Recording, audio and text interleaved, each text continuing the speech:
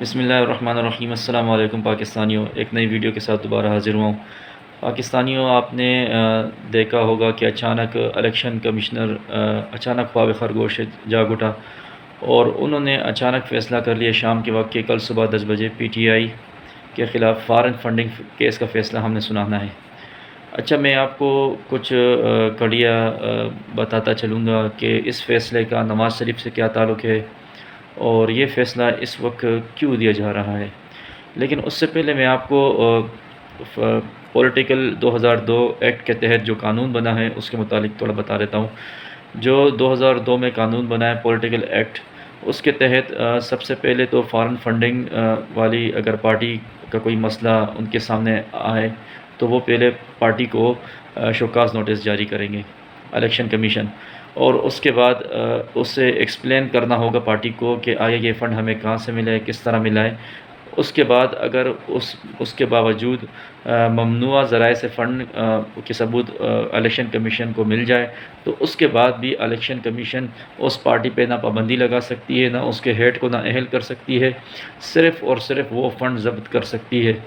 اور فنڈ ضبط بھی اس طرح کر سکتی ہے کہ وہ اپنے پاس رکھے گی۔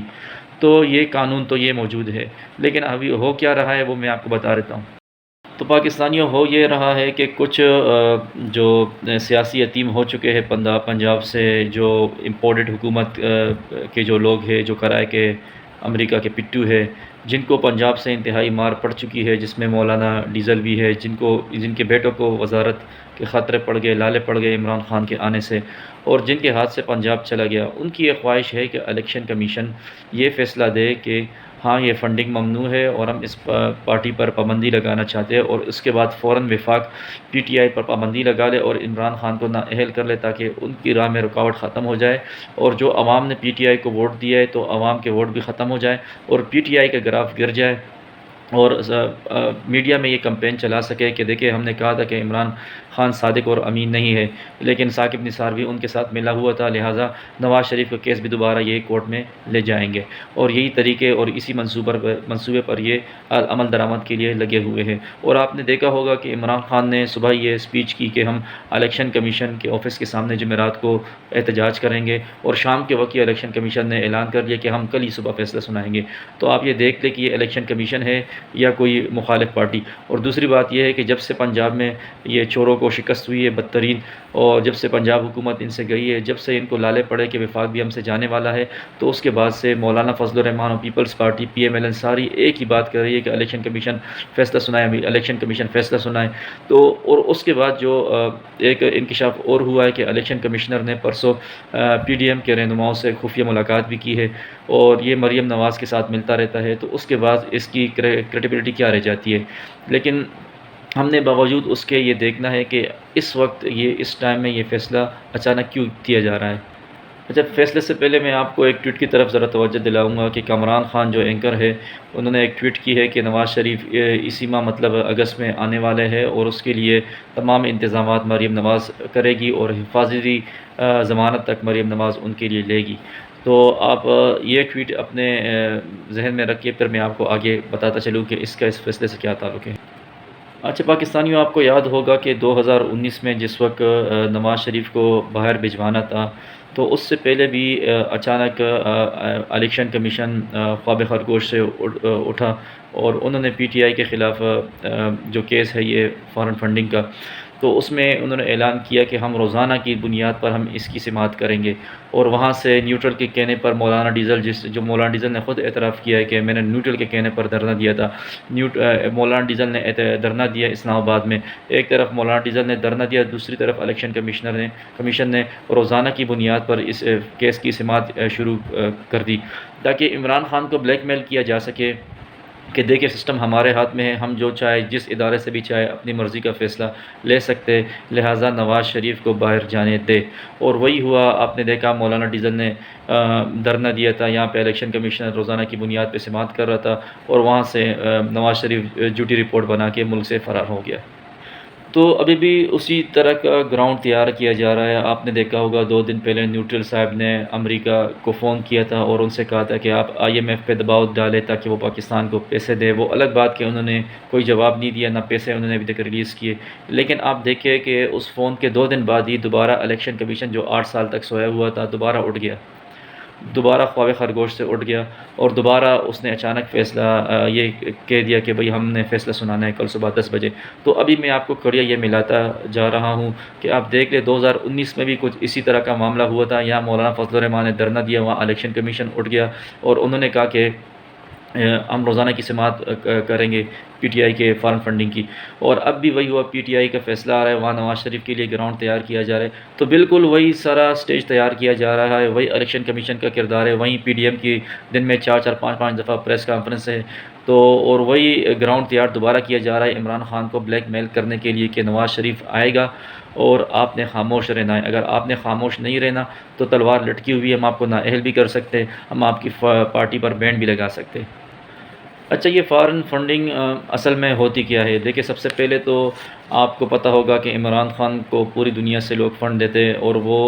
کوئی حادثاتی لیڈر یا شخصیت ہے نہیں، جس طرح کہ یہ ایک جعلی وصیت نامہ پرچی نکال کے حادثاتی پیپلز پارٹی کا لیڈر بن گیا، اور جو اگر PMLN کی طرف دیکھا جائے تو وہ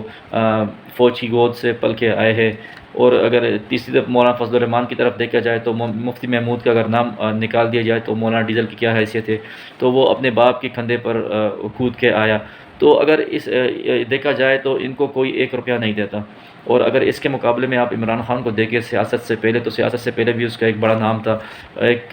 کرکٹر تھا اور ایک سیلیبریٹی تھی جس نے سیاست سے پہلے شوکت خانم کے لیے کافی فنڈنگ کی، اور باہر کے ممالک میں فنڈنگ ہوتی ہے تو اسی طرح ہوتی ہے کہ کوئی ڈنر ارینج کرتا ہے، کوئی عمران خان کرکٹ سے وابستہ تھے تو اس نے کرکٹ کلب کے دوستانہ میچ کروائے وہاں پہ، تو اس کے ذریعے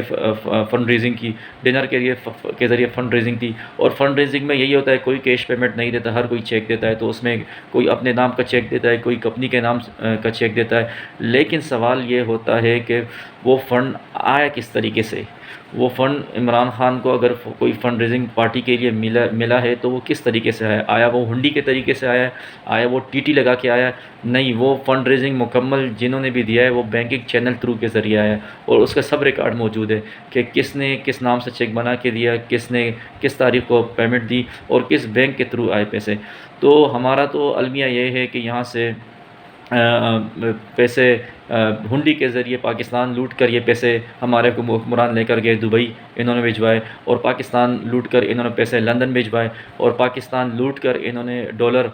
دبئی بھجوائے۔ آپ خود دیکھ لیں، آپ اندازہ لگائیں کہ 80 کی دہائی میں دبئی کی کیا حالت تھی اور اب دبئی کی کیا حالت ہے۔ فرق صرف اتنا ہے کہ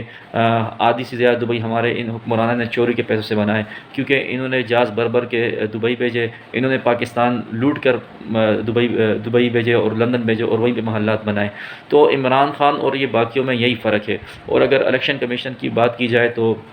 ان کا یک طرفہ اور مخالف ہونے کے لیے یہی کافی ہے کہ اس میں پیپلز پارٹی کا بھی کیس لگا ہوا ہے، اس میں PMLN کا بھی کیس لگا ہوا ہے، اور سب سے بڑی بات یہ ہے کہ مولانا ڈیزل کی جماعت بھی، کیونکہ مولانا ڈیزل کی جماعت کا کوئی سرمایہ نہیں ہے، نہ وہ کوئی کام کاج کرتا ہے، اور یہ پارلیمنٹ کے اسمبلی ہال میں سابق DG ISI کا بیان ہے کہ ان کو لبنان سے فنڈنگ ہوتی ہے، ان کو کرنل قذافی فنڈنگ کرتا تھا، مولانا فضل الرحمان کی جماعت کو، مولانا فضل الرحمان کو۔ تو یہ کیسے پھر پاکستان کے حق میں کوئی بات کر سکتا ہے؟ اگر عمران خان کو کوئی ڈونیشن ہوئی ہے باہر سے تو وہ پاکستانی ہے جو لندن میں رہتا ہے، جو دبئی میں رہتا ہے اور پاکستان کو فنڈ کر رہا ہے یا ڈونیشن دی ہے۔ ان کو تو کرنل قذافی کو پاکستان سے کیا تعلق تھا، یا لبنان کا پاکستان سے کیا تعلق تھا؟ تو مولانا فضل الرحمان کو فنڈنگ اس طرح ہوتی تھی، باقی پیپلز پارٹی اور PMLN کی فنڈنگ بھی کچھ اس طرح، ان کے پاس تو رسیدیں تک نہیں ہے، لیکن الیکشن کمیشن وہاں پہ جا نہیں رہا ہے، کیونکہ اس کو جو اشارہ دیا گیا اسی اشارے پہ وہ چل رہا ہے۔ تو یہ سارا کیس کا اس وقت فیصلہ سنانا اور یہ ساری کڑیاں نواز شریف سے ہی ملتی ہے، اور یہ گراؤنڈ اسٹیج اس کے لیے بنایا جا رہا ہے کہ ہاں بھائی نواز شریف آ رہا ہے لیکن عمران خان خاموش رہے، اس کو جیل نہیں بھجوانا ہے، اس کو کسی طریقے سے ریلیف دینا ہے، اس کے کیسز ختم کروانے ہیں، لیکن عمران خان کو منہ بند کروانا ہے، اور اسی لیے بلیک میلنگ کی جا رہی ہے۔ لیکن عمران خان کو چاہیے کہ عوام جس طرح اس کے لیے اس دفعہ کڑی ہوئی ہے تو اس کو اس کی پرواہ نہیں کرنی چاہیے، وہ کرے گا بھی نہیں۔ اگر الیکشن کمیشن خدا نخواستہ عمران خان کو نااہل بھی کر دے، پارٹی پر پابندی بھی لگا لے، جو کہ لگا نہیں سکتی قانون میں، لیکن یہاں پہ تو قانون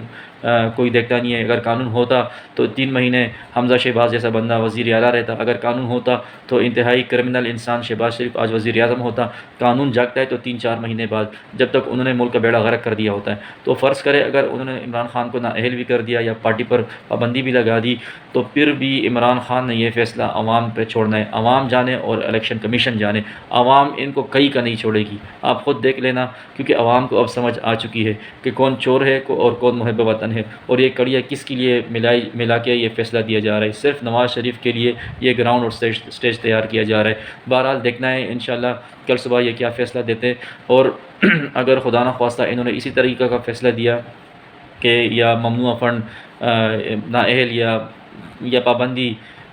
اس طرح کچھ فیصلہ دیا، تو آپ کلیئر دیکھ لیں کہ یہ نواز شریف کے لیے بلیک میل کیا جا رہا ہے عمران خان کو۔ اور سب سے بڑی بات یہ کہ اس میں آپ نے نواز شریف کو دیکھنا ہے، اگر وہ آئے اور جیل گئے تو پھر آپ دیکھ لیں کہ یہ کوئی ڈیلنگ نہیں ہوئی، لیکن اگر وہ آئے اور کمپین چلائے، کیونکہ اس کی خواہش ہے کہ